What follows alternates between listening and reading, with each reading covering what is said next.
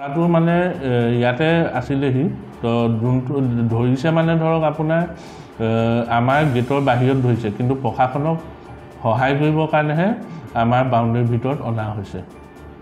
এই যোনজনৰ মানে লগত হেৰি আছিলে মই আপোনাৰ 22/9/2023 চনতে মাৰ্ঘেৰিটা থানাত FIR এখন দিয়া আছিলে যে মোৰ ডিমাণ্ড লাগিছিলে 30 লাখ টকা এটা।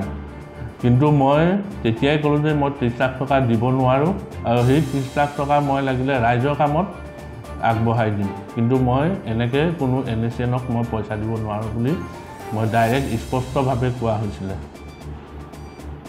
নামটো অংকুৰ গগৈ আছিলে আৰু বাকী কোন কি হয় সিমানটোতো মই একো নাজানো। ল'ৰাটো আপোনাৰ ধৰক 3 মাহমান হৈছে। মোৰ কাৰণে স্পাইও থ'ব পাৰে মনে মনে মোক কিডনেপ কৰিবলৈ, কাৰণ মই যিকোনো গাঁৱে ভূঞে মই ঘূৰি ফুৰোঁ, কোন কেনেকুৱা মই সিমানটোতো নাজানো। ল'ৰাটো মানে ইয়াতে আছিলেহি তো যোনটো ধৰিছে মানে ধৰক আপোনাৰ আমাৰ গেটৰ বাহিৰত ধৰিছে কিন্তু প্ৰশাসনক সহায় কৰিবৰ কাৰণেহে আমাৰ বাউণ্ডাৰীৰ ভিতৰত অনা হৈছে। এই যোনজনৰ মানে লগত হেৰি আছিলে মই আপোনাৰ 22/9/2023 চনতে মাৰ্ঘেৰিটা থানাত FIR এখন দিয়া আছিলে যে মোৰ ডিমাণ্ড লাগিছিলে 30 লাখ টকা এটা।